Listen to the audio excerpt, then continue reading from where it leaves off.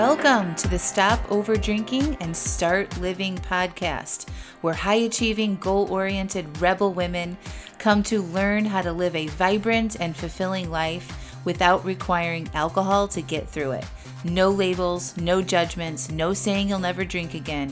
Just real proven methods to help you stop rebelling against yourself with alcohol so you can drink less and do more. I'm your host, Angela Mascenik. Let's dig in.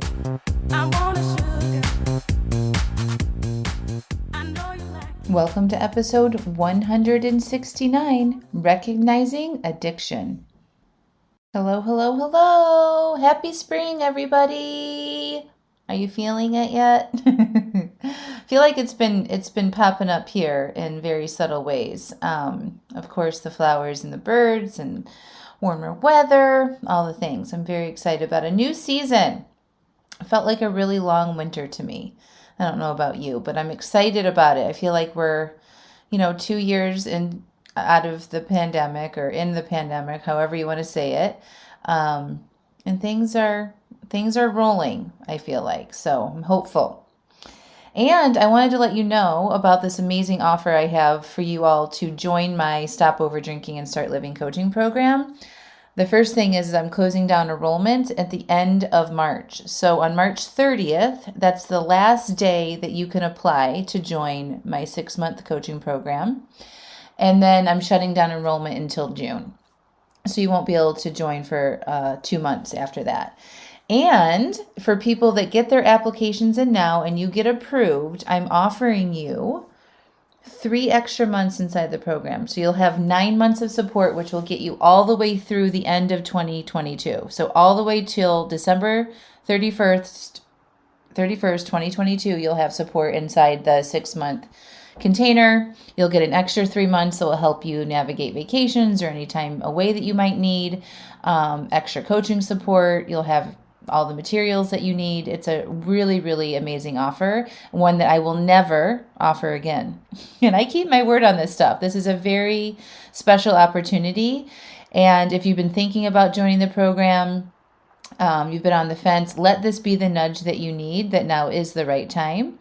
And you can have support when you need it, when things come up, unexpected events, holidays, the summer breaks, all that for the rest of the year. You'll have the support that you need to really uncover your issues with alcohol, heal that, and overcome that, and start living the life that you actually want to live. So to do that, you go to angelamascenik.com/join, SODSL. That's /JOINSODSL. Watch the 3 videos there and then fill out an application. And when you submit the application, I am promising a response from myself or my team within 24 hours to let you know if you are approved and then what the next steps are. And I will tell you that the program is changing a little bit. So what I'm currently offering is 2 to 3 coaching calls a week. You have every month we have a workbook with videos and materials that support a theme of the month, and for you to take a sort of deeper dive into something like feelings or understanding your thoughts and your patterns and things like that. That's all going to still remain the same. But in June, I'm offering a different format of calls and structure and whatnot. And so if you join now, you'll be a part of those changes, which will be, I think, an up level. And it'll be super exciting. You'll get to be a part of that as well. So go to the website. If you have any questions, you can just email hello@angelamascenik.com. I'm also holding a couple Q&A calls. If you want to make sure that you get on one of those Q&A calls, you can just email us at hello@angelamascenik.com. You can ask us questions there. I can answer those questions in the Q&A calls that I'm having coming up here this week and next week about questions that you might have about the program or the changes in the program, and to make sure that you're a good fit. So I'm inviting you to join those as well. So go to angelamascenik.com/join, JOINSODSL. Okay. So today I want to talk about recognizing addiction.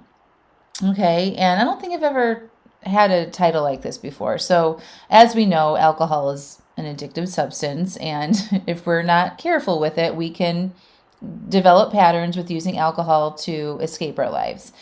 And most of the people that I coach have an emotional addiction or need attached with alcohol. Like they need it to feel better or to not be boring or to make things more exciting. Okay. So that's what I'm talking about to most people. It's not a physical addiction. It's more of a mental or emotional addiction. Okay. So I'm going to start into this by telling you a story about me understanding an addiction within myself. So I had a decision that I was contemplating. I was going back and forth about thinking about this event that I wanted to go to and participate in. And, I knew about this event like 2 or 3 months ago, maybe even longer. And I put it on my calendar. I'm like, yeah, I'm probably going to go to that. But I wasn't feeling super excited about it. I was just like, I should go to this. Okay. And in that process, I kept kind of going back and forth and thinking about it a lot. I'm like, do I really want to go? Why do I want to go? What do I think I'll get out of this, right? And I let myself be open to exploring this and kind of knew like I could always cancel it if I didn't want to go toward when the time got near. Well, the time now is near and it's coming up, and I noticed myself really thinking about it a lot. So I really let myself answer some questions like, why do I want to go to this thing? And what is the full, honest truth about why I want to go? And so when I asked myself that question, my first response was fear of missing out, FOMO, fear of not being seen, fear of missing opportunities to be thought of or considered for opportunities in the future, fear of if I'm not there and I'm not seen, I'm not going to be recommended for my work, or I might miss out on future potentially financial earnings if I'm not there. And there are some other reasons, like I wanted to see some friends I had. And the other reason I really felt like I wanted to get validation for the success that I've had in my business. And I just let myself say that out loud. And I'm not like super proud that I was motivated by FOMO or this fear. And so I'm like, I don't really like that I'm making this decision based on this sort of negative, like this negative thing that I thought what might happen if I don't go. Like I was like scaring myself into going.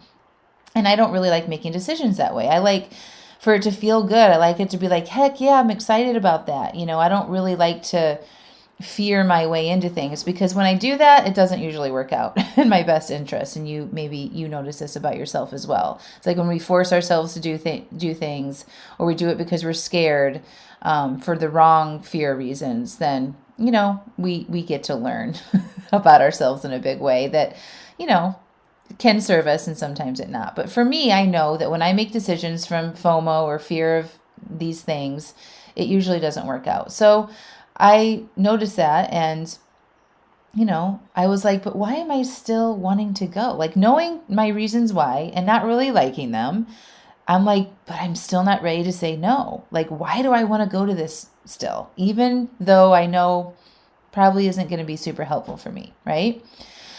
So I just had this very strong pull, right? And I just couldn't really understand that after I saw this. So I actually talked to my therapist about it. I'm like, what is it about this that I still want to do, even though I see these reasons and I don't really like them? And so I gave him some backstory about this event and the history of this organization and whatnot. And he concluded, or we together concluded, that I was addicted to rejection. And I was like, what?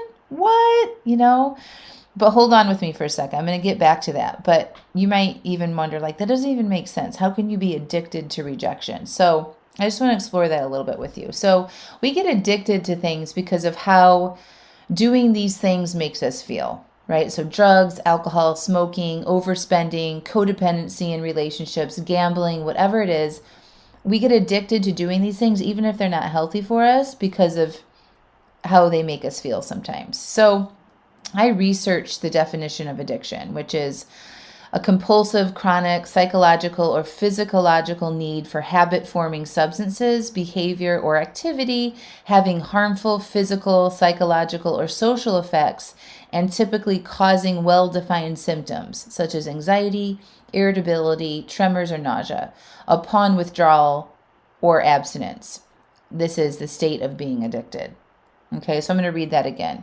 The definition of addiction is a compulsive, chronic, physiological, or psychological need for habit-forming substance, behavior or activity having harmful physical, psychological, or social effects, and typically causing well-defined symptoms such as anxiety, irritability, tremors, or nausea upon withdrawal or abstinence. This is the state of being addicted. And I actually really like this definition because it helps you measure what's happening in terms of symptoms like irritability and anxiety. So many overdrinking women have high levels of anxiety. And when they start to cut back on their drinking or take breaks from their drinking, their anxiety resides there. They notice their anxiety. It doesn't kick in. Their anxiety doesn't kick in and they have these high levels of anxiety when they are drinking. It kicks in when they aren't drinking. So the relief from the anxiety is what draws us to drinking more, which creates a vicious, needy cycle of needing alcohol to take the edge off. But the after drinking part is what's causing the edge in the first place and how it creates more negative thinking and excess drama in our brains surrounding regular, everyday circumstances. Okay, so it actually creates unnecessary stress so that we can then seek something to get relief from those feelings, like drinking, right? And we keep doing it because we're motivated to get that hit of pleasure. And even if 9 out of 10 times the experience of this thing is bad, we don't care because of the chance that one time it feels good. We're willing to stay with it because even though it's bad most of the time, for that one chance that it's good. Are you guys following me on that? So, for example, when I was in college or even in my late 20s and 30s, I chased that euphoria, that good time feeling with alcohol, right? So my friends and I would try to get that feeling of being free and unhinged. We'd pre-party before we went out. We'd seek the right music or the dance vibes. And honest to God, more often than not, we'd bounce around seeking this perfect night and we'd never find it. Most of the time, drama would ensue. Somebody would get in a fight with somebody else or hurt their feelings, or the whole thing would be about meeting some guy or the potential of meeting some guy, and it would end up in disappointment and frustration or feeling less than. Right? That's what I felt a lot. I just always felt less than because maybe I didn't hook up or maybe I didn't meet somebody, right? Or it just wasn't the experience that I was hoping for. But we'd keep doing it over and over and over again. And this behavior over time, as I aged, and it turned more sophisticated into wine tasting or going out to fancy restaurants and being seen or noticed. Okay? So when he said I was addicted to rejection, it actually really made sense to me. I also did this with men before I was married. I would stay in terrible relationships where I would constantly sacrifice myself and make myself really amicable or overly accommodating and be easy to be around so they would like me more, right? I'd accept unacceptable behavior over and over and over again just for one shot of feeling validated or seen or liked or feeling like I'm pretty or good enough, right? So this made all the sense in the world to me now once we explored this idea of the addiction around rejection. And I quickly acknowledged with myself, I'm ready to be done with this unhealthy addiction cycle, D-O-N-E, done. Like I do not need to feed that anymore. So this addiction to rejection and the willingness to put myself in not great situations because ultimately I'm seeking validation, to feel connected, to feel worthy. So I keep going back and going back and going back and getting rejected over and over and over again just because there might be a possibility of a reward or a validation. Okay? And I saw this and this was huge for me. And when I decided I didn't want to feed that addiction anymore, I decided I wouldn't go to this event. And so I saw years of this behavior flash in my mind. The addiction of rejection and the needing of my parents' validation, ex-boyfriends, ex-employers, my friends, on, right? And I quickly realized in this mass review in my mind, it was like a major breakthrough, okay? That going back for more rejection just for the possibility of validation is just not good for me. It really screws with my confidence. I second guess myself. I get anxiety. I get irritated that I'm never good enough or I compare myself a lot to other people. And the situation just ultimately sucks, which those things I just described, the irritation, the anxiety, the comparison, I'm not good enough. These are actually the symptoms of the addiction that I mentioned, right? If we go back and look at the definition of addiction. And it fascinates me to no end that I kept choosing to do these things over and over and over again, even though it rarely worked out how I wanted it to, right? But it's just for that possibility of that hit that I might get, right? The fantasies that I would have about this time it will be different never came true. Do you guys do that? Do you guys have fantasies about that and you just visualize only the good things, right? And like how this time it might be different. If this is bringing up like you are noticing patterns of your own addictions, right? This is part of the addiction though. Our mind likes to paint a very pretty story of possibility of it being different, or a different way we can change or morph ourselves into being something that really isn't us to make it work, right? To get that outcome that we ultimately want. So this week, I'd like to suggest to you to look at things that you might be addicted to from curiosity, okay? Not to go be hard on yourself, but just being curious. And we can be addicted to a lot of things that produce positive results too. So get aware of those as well. Addiction doesn't always have to be bad, right? I'm specifically talking about like alcohol, people pleasing, that kind of stuff right now. But knowing where your addictions are and where they aren't serving you in your life is super important, like alcohol, okay? How are you addicted to it? Do you need it in every social situation? If you don't have it, is it really uncomfortable? And then if you do have it, do you overdo it, even when you don't really want to? Okay, that's probably the number one sign.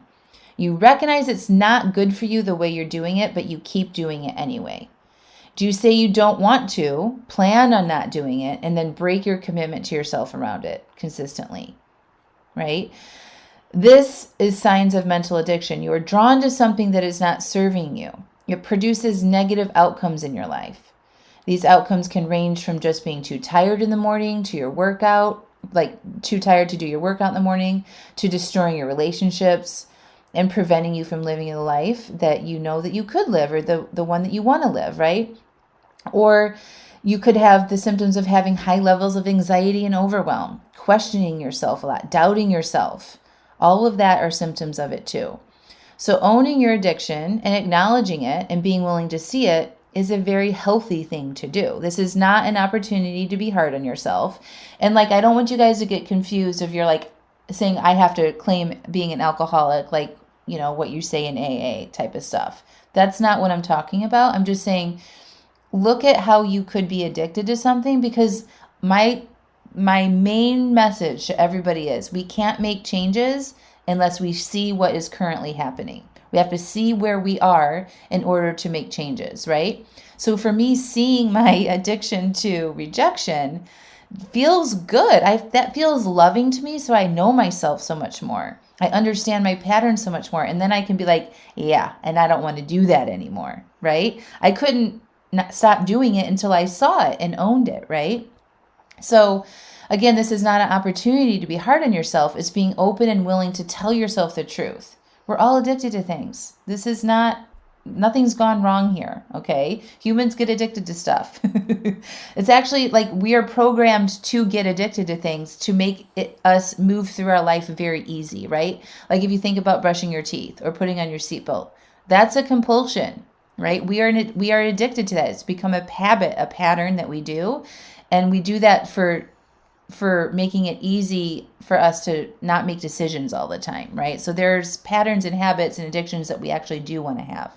So I was addicted to rejection. I am addicted to social media, my phone, coffee, exercise, success, overworking, travel, early morning routines, self-help books, goal creation, pushing myself past my comfort zones, and many more things. I'm sure these are just like, when I ask myself, like all the things that I'm addicted to, this is like my top 8 or 9 list. Okay. But when addiction becomes easy to break is when you truthfully acknowledge it's not how you want to live your life, because you see the full picture of what it's doing. So when I quit drinking, it was easy because I allowed myself to see the full picture. I saw how one glass of wine made me feel and how it created disconnection between myself and my family and my surroundings.